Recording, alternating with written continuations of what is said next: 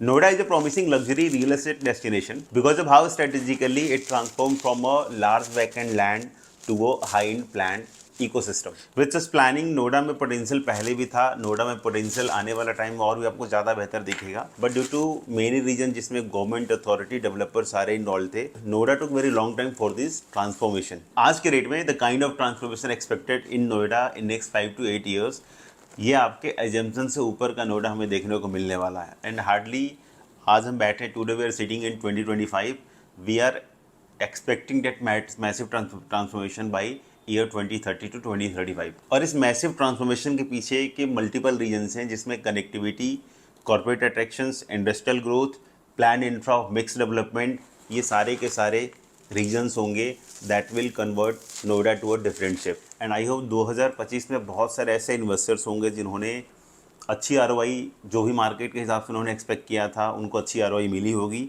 बहुत सारे ऐसे भी इन्वेस्टर्स होंगे जिनको उनकी एक्सपेक्टेशन के हिसाब से आरओआई नहीं मिली होगी, and that was the only reason of their selection. I hope कि 2026 में जो एक्सपेक्टेशन के हिसाब से उनको आरओआई नहीं मिली होगी, क्योंकि 2026 इट इज़ एक्सपेक्टेड कि थोड़ा सा पॉजिटिवली रिस्पॉन्ड करेगा, तो उनकी वो आरओआई भी 2026 में रिकवर हो सकती है.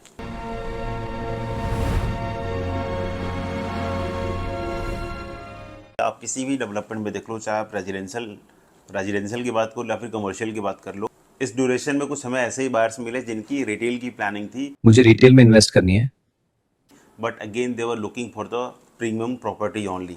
सो ओवरऑल मार्केट में एक लग्जरी डिमांड जो है वो काफ़ी रेज हुई है, चाहे आप रेजिडेंशियल कमर्शियल किसी की बात कर लो. एक मार्केट में और भी गैप था, the people who are looking for the smaller size. 2025 में ऐसे मल्टीपल ऐसी क्वेरीज हमें मिली जिसमें लोगों की डिमांड एक लार्जर अपार्टमेंट की तरफ शिफ्ट हुई, and that is the only reason. जो भी डेवलपमेंट हम नोएडा के मल्टीपल लोकेशन में देख रहे हैं, चाहे नोएडा एक्सप्रेसवे हो, नोएडा एक्सटेंशन हो, ग्रेटर नोएडा हो या यमुना एक्सप्रेसवे हो, entire development you will see जो डेवलपर लेके आ रहा है एक लग्जरी डेवलपमेंट का हो, चाहे रेजिडेंशियल हो या फिर कमर्शियल हो. सो इंटायर जो मार्केट है, जो भी डेवलपर प्लान कर रहे हैं वो एक लग्जरी सेगमेंट के हिसाब से प्लान कर रहे हैं. नोएडा के किसी भी लोकेशन में आप किसी भी प्रोडक्ट से कंपेयर कर सकते हैं. और इसी डिमांड को देखते हुए डेवलपर कोई भी अगर नया डेवलपमेंट प्लान कर रहा है, किसी भी डेवलपर में आप नहीं देखोगे जिसमें 2 BHK की प्लानिंग है. और 2 BHK अगर कोई डेवलपर रख भी रहा है तो that is only 3 to 5% of total number of units. Market में 2 BHK की जो डिमांड है वो काफ़ी कम है, इसलिए डेवलपर ने वो कॉन्सेप्ट रखा ही नहीं है.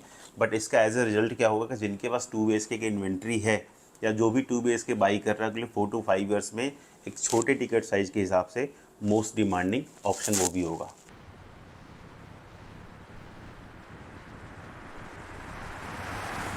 ड्यूरिंग 2016 to 2019 नोएडा की जो मार्केट थी एक हाई एंड टिकट साइज़ के लिए बहुत ही स्लो डिवेंट मार्केट थी.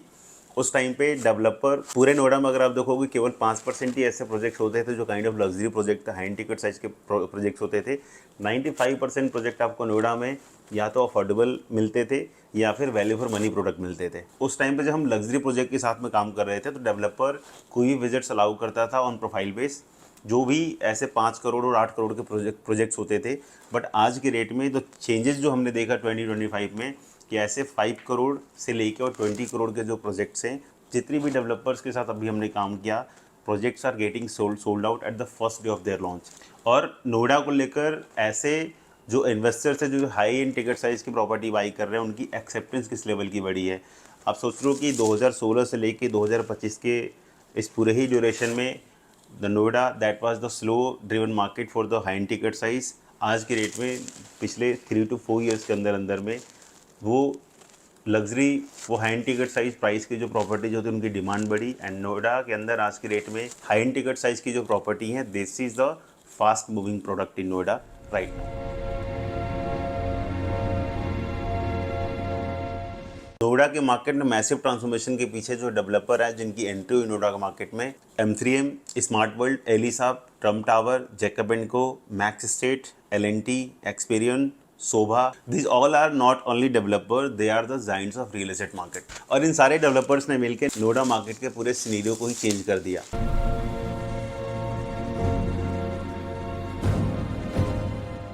2025 में नोएडा में रेंटल ज़रूर बढ़े, चाहे आप कमर्शियल की बात कर लो, चाहे आप रेजिडेंशियल की बात कर लो. And it is also expected कि अगले 3 से 5 सालों के अंदर नोएडा में जो रेंटल्स होंगी वो काफ़ी एक्सपेंसिव होगी कंपैरिजन टू लास्ट 2 से 3 साल जो भी हमने देखा।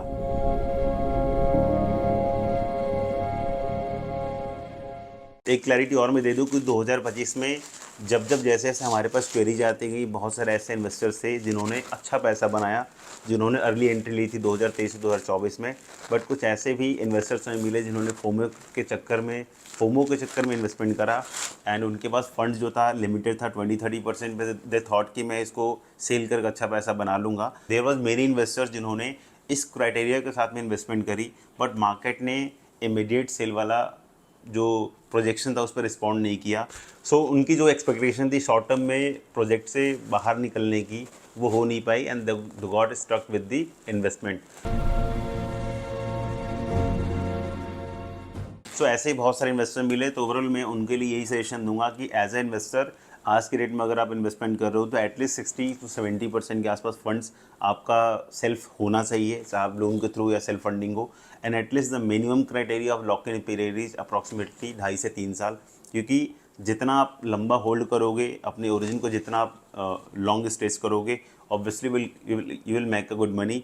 लेकिन शॉर्ट टर्म के हिसाब से there are only few products in the market जो शॉर्ट टर्म के हिसाब से पैसा बनाकर आपको देंगे। Real estate is the only option that can give you the unexpected return, but always keep in mind कि हमेशा सिलेक्शन इंपॉर्टेंट होता है, हमेशा एंट्री टाइम मैटर करती है, एंट्री प्राइस मैटर करती है, लोकेशन मैटर करता है, डेवलपर मैटर करता है, एंड सबसे मेन चीज़ होती है कि आपके इन्वेस्टमेंट के पीछे एक सर्टेन स्ट्रॉन्ग एनालिसिस भी कहीं ना कहीं इंपॉर्टेंट फैक्टर होती है। सो बहुत सारे ऐसे भी इन्वेस्टर्स हमें मिले जिन्होंने मल्टीपल प्रोजेक्ट्स को लेकर वहाँ के रेट्स नहीं बढ़े हैं, वहाँ ऐसा था, वहाँ ऐसा था। सो बहुत सारे ऐसे भी क्वेरीज हमारे पास आती हैं, बट स्टिल आई से for such kind of investors कि आपकी किसी भी तरीके के इन्वेस्टमेंट हो, चाहे वो 1 करोड़ की हो या 2.5 से 3 करोड़ की हो, just go with the strong analysis, just go with all the pros and cons that can happen with the market. Minimum lock in कम से कम 2.5 से 3 साल with at least 65-70% of total cost in hand, ये आपके मिनिमम क्राइटेरिया होने चाहिए। Long origin हमेशा आपके लिए प्रॉफिटेबल रहेगी। अगला 5 to 8 ईयर्स नोएडा के लिए एक गेम चेंजर होने वाला है, तो अकॉर्डिंगली यू कैन डिसाइड कि कौन सा ऑप्शन आपको सूट करता है as per the long origin.